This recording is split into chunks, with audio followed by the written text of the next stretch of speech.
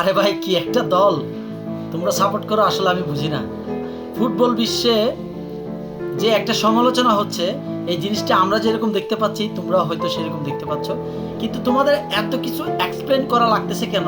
Match জিতে গেল যে 3 দিন আগে, তোমাদের দল জয়লাভ করেছে 3 দিন আগে, এই 3 দিন ধরে তোমাদের এত এক্সপ্লেন করতে হচ্ছে কেন? এটা বৈধ ছিল, এটা পেনাল্টিটা রাইট ছিল, রেফারি কোনো অন্যায় করা নাই, বার চেক করার কোনো প্রয়োজন নাই।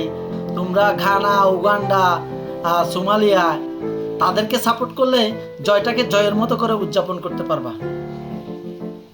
আমার কথায় যদি কেউ কষ্ট পেয়ে থাকো, আমার কিছু করার নাই।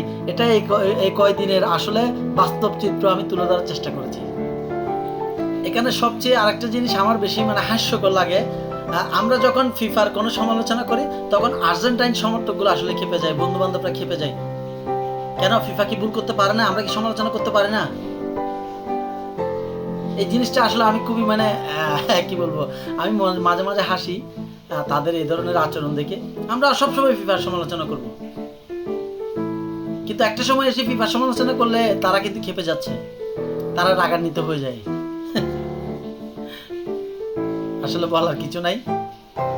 ব্রাজিল বিশ্বকাপ থেকে বিদায় নিয়েছে, এটা বাস্তব, সবাই দেখেছে, আমরা দেখেছি। এখানে কাউকে কোনো কিছু দোষ দিয়ে বা এটা বলার কিছু না। আসলে ব্রাজিল হারছে, সেজন্য নরওয়ে থেকে হারছে, ব্রাজিল টুর্নামেন্ট থেকে বিদায় নিচ্ছে, আগুনের মতো বাস্তব।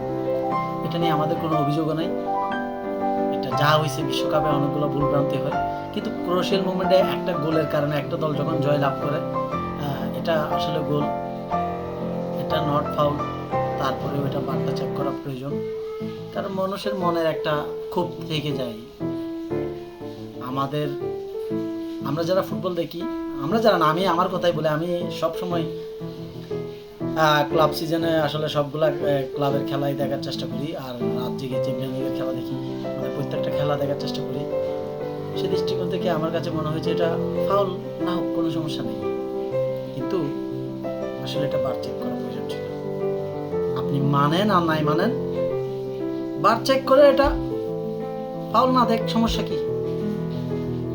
কেন চেক করে নাই সেটা হচ্ছে, ওইটা চেক করলে কিন্তু মোহাম্মদ সালাহ ছিল ডি বক্সের ভিতরে, সরাসরি পেনাল্টি দিতে হতো। যদি ফাউল হইতো, সরাসরি পেনাল্টি দিতে হতো, যার কারণে রেফারি এই জিনিসটা সরাসরি ইগনোর করছে। আসসালামু আলাইকুম, সবাইকে ধন্যবাদ, খোদা হাফেজ, ভালো থাকবেন, আমাকে গালি দিবেন।